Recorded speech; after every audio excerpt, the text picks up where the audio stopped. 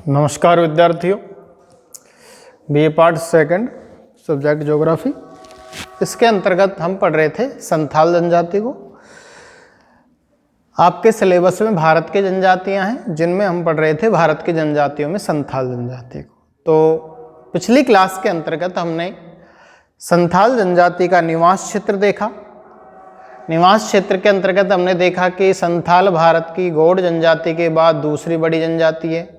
इसकी जनसंख्या लगभग 50 लाख से ऊपर है और ये मुख्यतः बिहार, झारखंड और विशेष रूप से छोटा नागपुर का पठार, उत्तरी बंगाल है और उड़ीसा के कटक है, उसके समीपवर्ती क्षेत्रों में पाई जाती है। तो ये तो है इसका निवास क्षेत्र। अगला हमने पढ़ा था इसके अंतर्गत कि वहाँ पर किस प्रकार की भौतिक दशाएं पाई जाती हैं, भौगोलिक दशाएं पाई जाती हैं।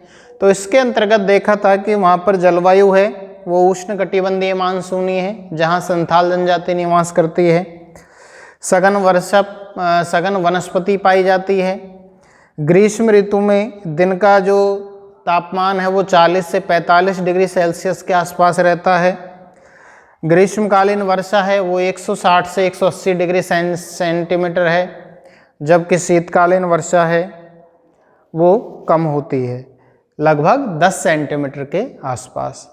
संथाल जनजाति मुंडा भाषा बोलते हैं और ये आष्ट्रिक भाषा वर्ग से है। इसके बाद हमने देखा था इनका भोजन कि ये लोग किस प्रकार से भोजन करते हैं। तो शाकाहारी अधिकतर हिंदू धर्म अपना लिया है इन्होंने, तो हिंदुओं के कारण ये शाकाहारी भोजन करती हैं। अधिकतर जंगली कंदमूल, फल, साग, सब्जियां, पत्ते। ठीक है, ये लोग दूध दोहना है वो नहीं जानते थे, लेकिन कृषि करने के कारण ये गायों को पालने लगे और गैर संथाल लोगों के संपर्क में आकर दूध दोहना इन्होंने सीख लिया। तो वर्तमान में दूध का प्रयोग करने लगे हैं। उसके बाद हमने पढ़ा था इनके वस्त्र और आभूषण किस प्रकार के पाए जाते हैं। तो उसके अंतर्गत देखा था कि पुरुष लोग हैं वो कमर में 4-5 हाथ की धोती पहनते हैं, फेंटा बांधते हैं, गले में 3 हाथ का तौलिया है वो धारण करते हैं। स्त्रियाँ हैं वो भी क्या करती हैं, 3 हाथों का जो कपड़ा है वो कमर में लपेटती हैं।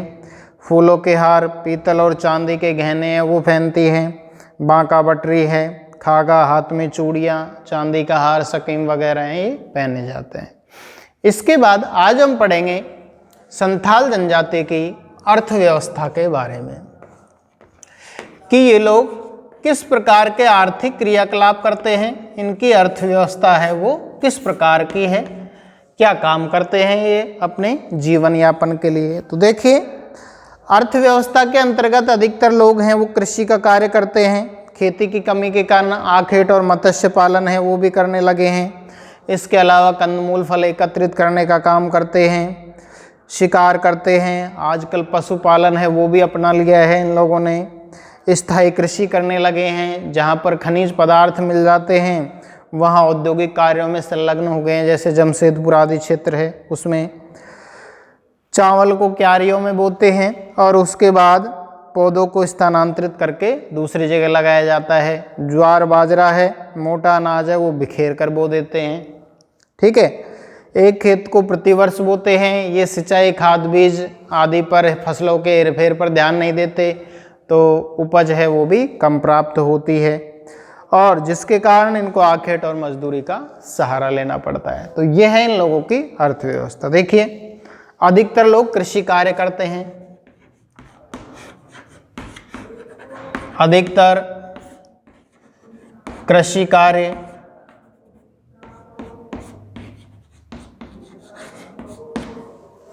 ठीक है, लेकिन उसके बावजूद, कृषि कार्य के बावजूद ये लोग क्या करते हैं, खेती की कमी के कारण आखेट और पशुपालन व्यवसाय,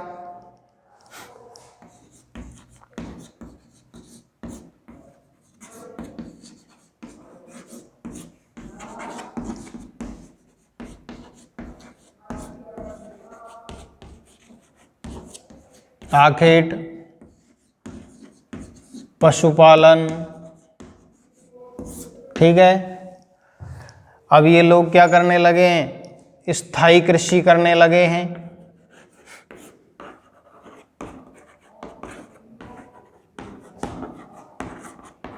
एक जगह स्थायी रूप से खेती है वो भी करने लग गए हैं ये लोग। जीवन यापन के लिए मछलियाँ, शिकार, मछली पालन, शिकार, पशुपालन, इसके अलावा मछली पालन, शिकार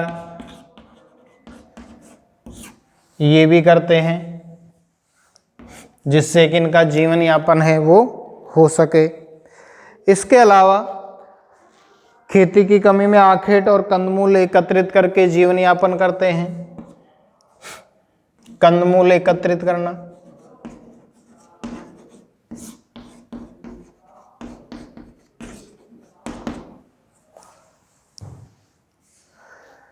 ठीक है। जहाँ खनिज मिल जाते हैं वहाँ पर ये औद्योगिक कार्यों में संलग्न हो जाते हैं। जहाँ खनिज पदार्थ मिलते हैं वहाँ ये लोग औद्योगिक कार्यों में संलग्न हो गए हैं।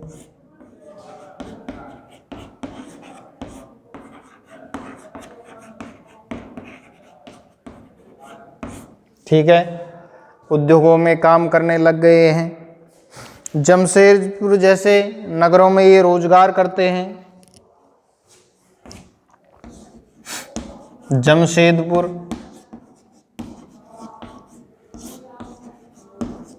जैसे नगरों में रोजगार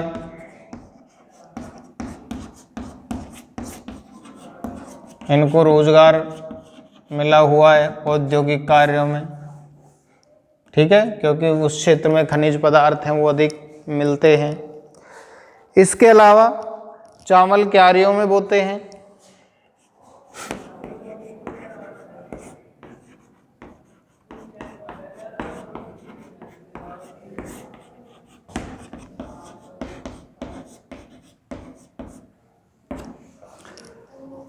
यानी कि पौध तैयार की जाती है चावल की क्यारियों में बोकर। जब वो पौधे बन जाते हैं तो उनको स्थानांतरित करके दूसरी जगह लगाते हैं। पौधे बनने पर स्थानांतरित कर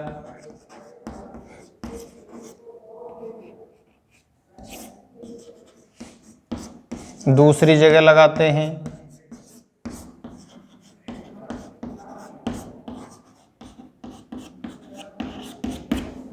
ठीक है, इसके अलावा ज्वार बाजरा मोटा अनाज है वो बिखेर कर बोते हैं। ज्वार बाजरा मोटा अनाज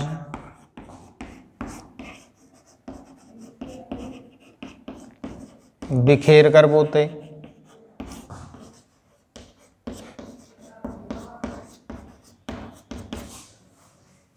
ठीक है, इसके अलावा एक खेत को प्रति वर्ष बोते हैं।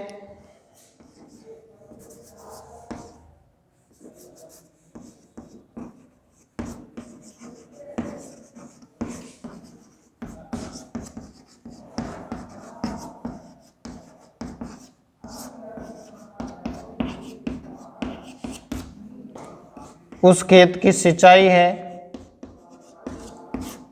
खाद बीज है,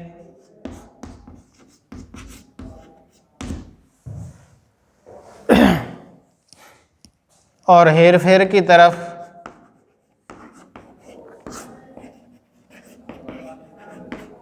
ध्यान नहीं देते ये लोग, जिससे क्या होता है, उपज कम होती है।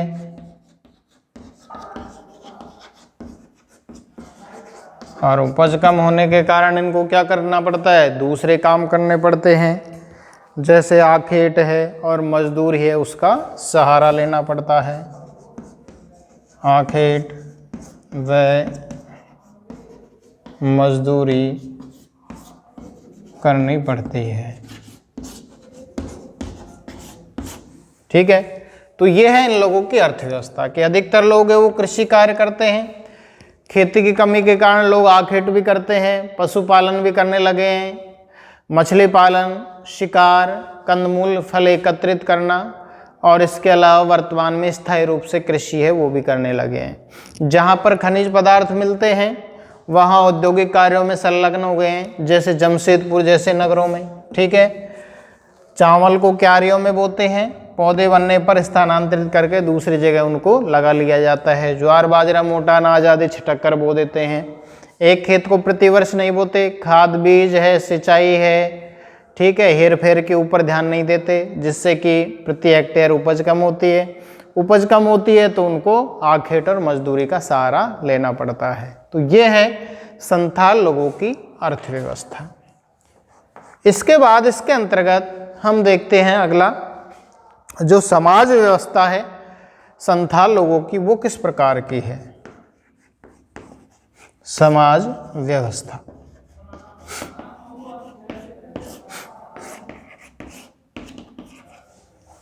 देखिए, यदि इनकी समाज व्यवस्था को देखा जाए तो इनकी सामाजिक संगठन है वो परहा प्रणाली पर आधारित है।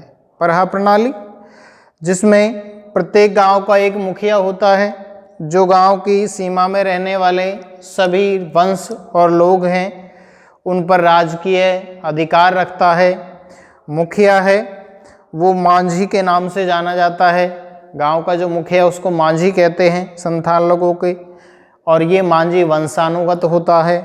ठीक है, पंचायत के 5 स्तंभ होते हैं जो निम्न प्रकार है, जैसे मांझी है, दूसरा पारानिक है, तीसरा जोग मांझी है, चौथा है जोग पारानिक, और 5वां है गोडेत।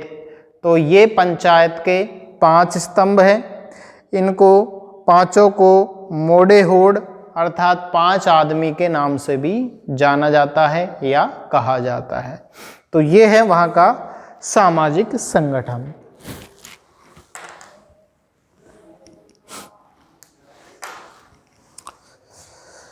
तो इनका सामाजिक व्यवस्था, संथाल लोगों का जो सामाजिक संगठन है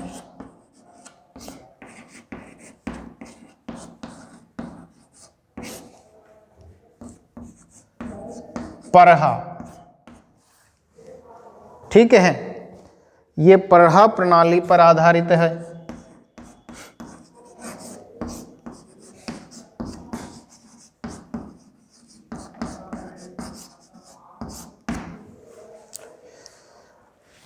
प्रत्येक गांव का एक मुखिया,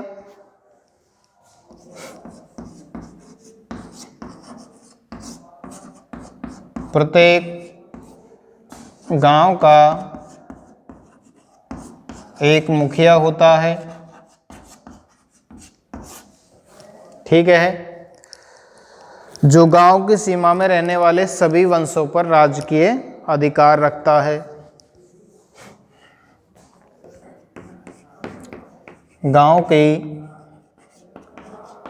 सीमा में रहने वाले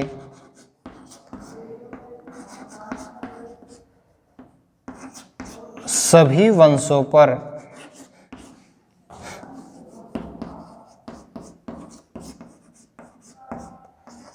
राजकीय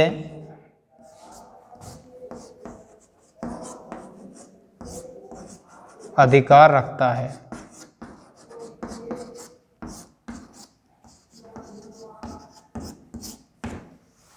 ठीक है, जो गांव की सीमा में रहता है उनके सभी के ऊपर मुखिया है वो मांझी के नाम से जाना जाता है। गांव का मुखिया, मुखिया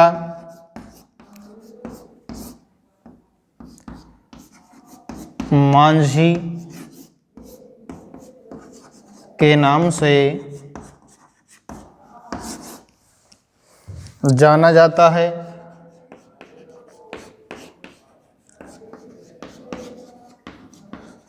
और यह वंशानुगत होता है।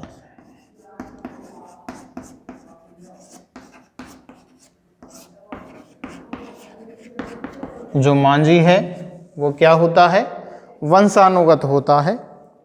ठीक है। पंचायत के 5 स्तंभ हैं, वो निम्न प्रकार हैं।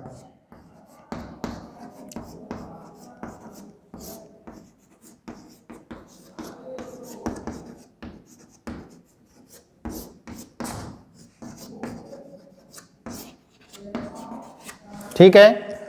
तो देखिए, संथाल लोगों की जो सामाजिक संगठन है वो प्रवाह प्रणाली पर आधारित है, जिसके अंतर्गत प्रत्येक गांव का एक मुखिया होता है और ये मुखिया गांव की सीमा में रहने वाले सभी वंशों पर अपना अधिकार रखता है।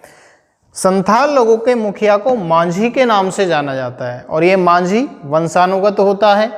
और पंचायत के 5 स्तंभ हैं, जिनका जन्म निम्न प्रकार से आगे करते हैं। देखिए कौन कौन से हैं वो स्तंभ।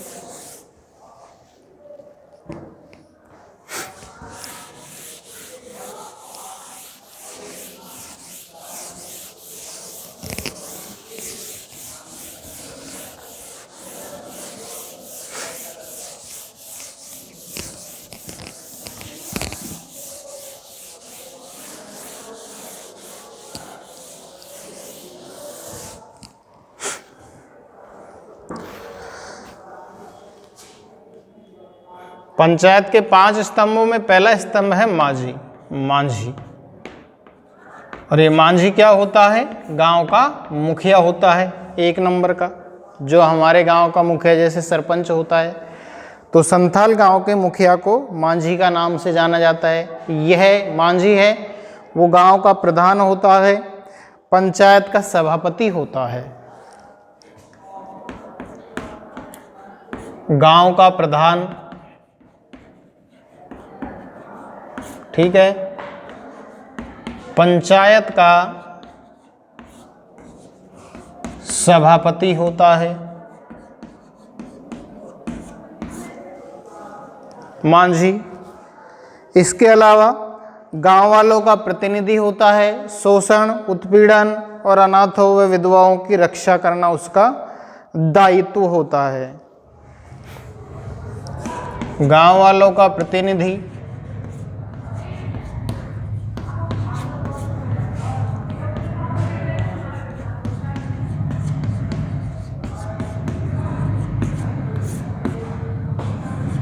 शोषण,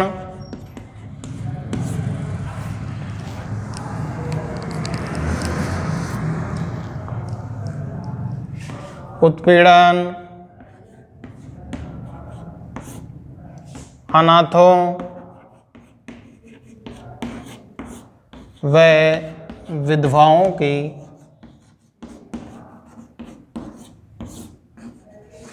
रक्षा करने वाला होता है।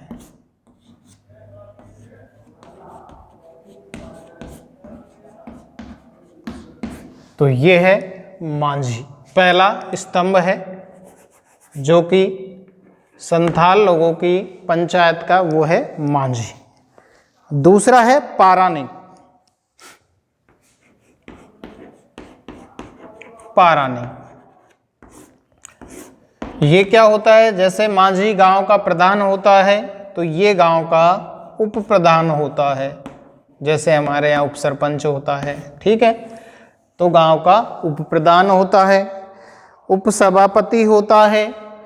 इसका काम भी सरपंच के बाद या मांझी के बाद गांव जो शोषण है, उत्पीड़न है, उससे लोगों की रक्षा करना होता है। तो पारानिक क्या हो गया? उप प्रधान हो गया। तीसरा है जोग मांझी।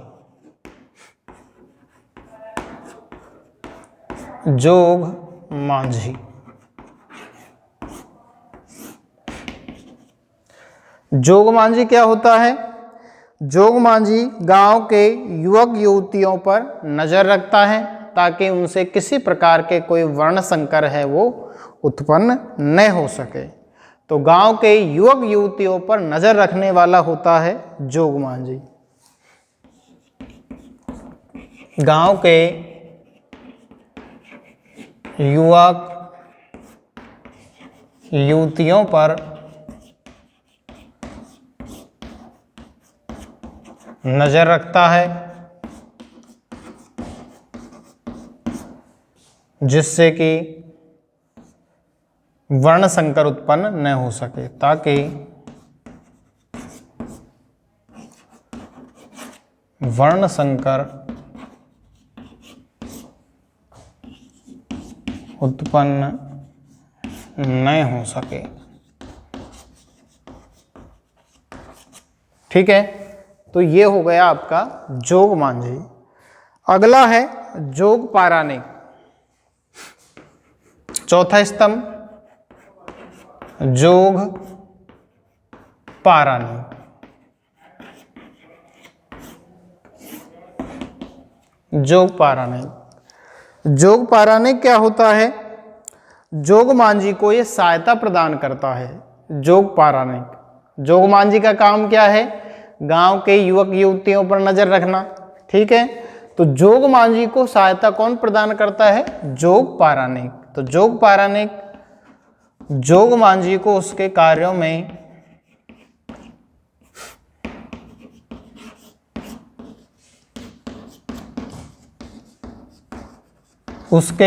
में सहायता करता है।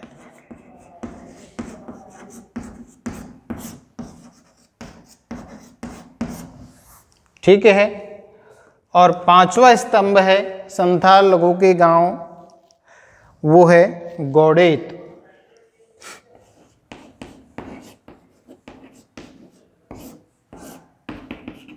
गोडेत, गोडेत क्या है? ये मांझी का संदेशवाहक होता है। मांझी का मतलब सरपंच, जो गांव का मुखिया है। तो गोडेत मांझी का संदेशवाहक,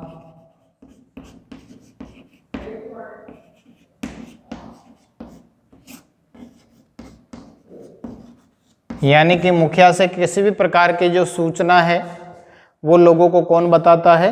गोडेत बताता है। ठीक है, गांव वालों की सूचना है वो मुखिया को देता है।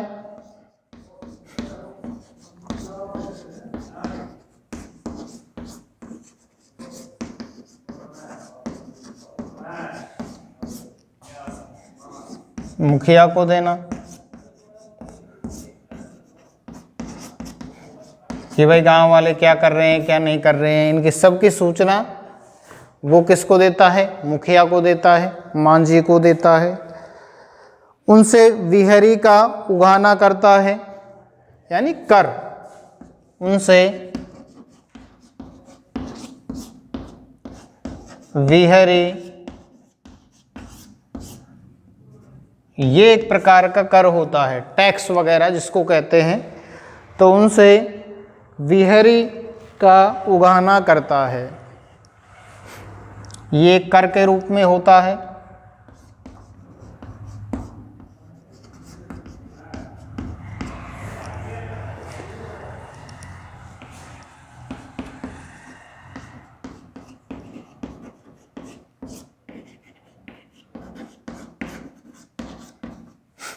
यानी विहरी उगाता है गोडेत। तो इन पांचों लोगों को मोड़े होड़ अर्थात 5 आदमी है वो कहा जाता है। इन पांचों लोगों को मोड़े होड़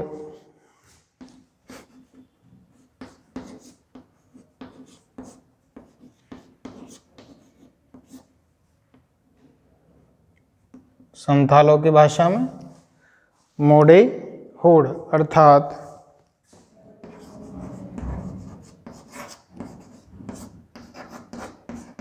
5 आदमी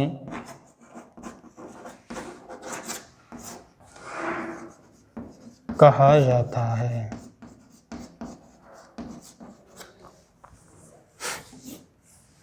ठीक है, तो ये हो गया समाज व्यवस्था संथाल जनजाति का।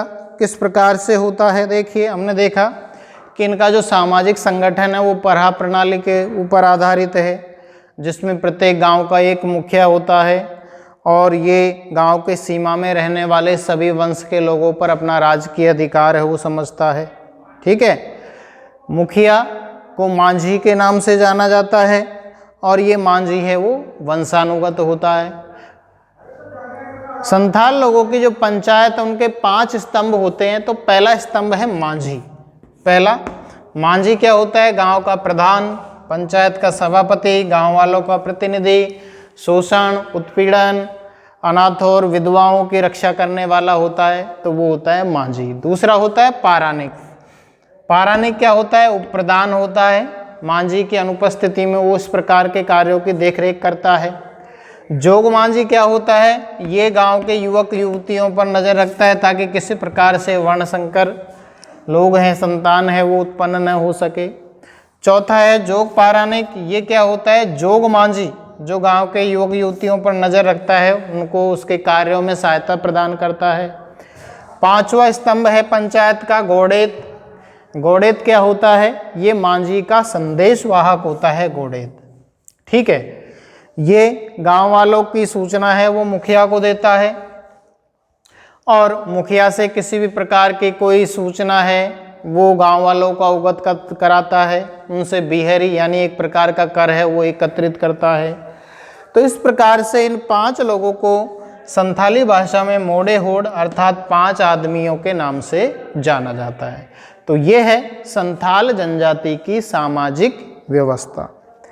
इसके बाद हम संथाल जनजाति के जो विवाह संस्कार हैं उनके बारे में पढ़ेंगे, विवाह प्रथाओं के बारे में देखेंगे और विवाह प्रथा के बाद इनकी संस्कृति है और सामाजिक जीवन है उसमें किस प्रकार का बदलाव है उसके बारे में पढ़ेंगे।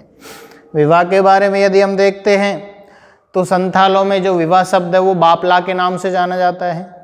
ठीक है। इनमें 2 प्रकार से विवाह होता है। दोनों ही अपने वंश या पारिश से बाहर दूसरे वंश या पारिश में विवाह किया जाता है। एक प्रथा वह है जिसमें रहबर यानी बिचौलिए के द्वारा विवाह कराया जाता है, जबकि दूसरी प्रथा के अंतर्गत बिना रहबर की सहायता से लड़के लड़की के माता पिता या स्वयं लड़के लड़की हैं वो विवाह करते हैं। ठीक है। तो पहली प्रथा उसमें रहबर यानी बिचौलिए के द्वारा विवाह किया जाता है। दूसरी प्रथा के अंतर्गत बिना रहबर के द्वारा, बिना बिचौलिया के द्वारा लड़के लड़की के माता पिता या लड़के लड़की स्वयं विवाह कर लेते हैं। साधारण प्रथा ये है कि लड़के का पिता साधारण विवाह या साधारण प्रथा, 2 प्रथाएं इसके अंतर्गत, साधारण प्रथा और अपहरण प्रथा। साधारण प्रथा के अंतर्गत लड़के का पिता लड़की के पिता से विवाह का प्रस्ताव रखता है। यदि लड़की का पिता इस संबंध को उपयुक्त समझे, ठीक है, तो उसकी स्वीकृति दे दी जाती है और लड़की के पिता को कुछ धनराशि दे दी जाती है जिससे कि वो बारातियों की सेवा पानी है वो कर सके। तो ये तो है साधारण प्रथा। दूसरी प्रथा है जिसको अपहरण प्रथा के नाम से जाना जाता है। अपहरण प्रथा में लड़की का जो पिता है वो लड़के से कहता है कि वो लड़की है उसको उसके घर से बलपूर्वक उठा ले जाए और इसकी जो तिथि है वो विवाह से कुछ समय पहले है वो निश्चित की जाती है। इसके बाद लड़के का जो पिता है वो लड़की के परिवार वालों से विवाह का प्रस्ताव रखता है और निश्चित समय पर विवाह है वो हो जाता है। लेकिन वर्तमान में इस प्रकार की प्रथा है वो कम हो गई है या बंद हो गई है, केवल साधारण प्रथा के द्वारा ही विवाह किया जाता है। तो ये है विवाह प्रथा जिसको हम पढ़ेंगे आपकी नेक्स्ट क्लास के अंतर्गत। धन्यवाद आपको।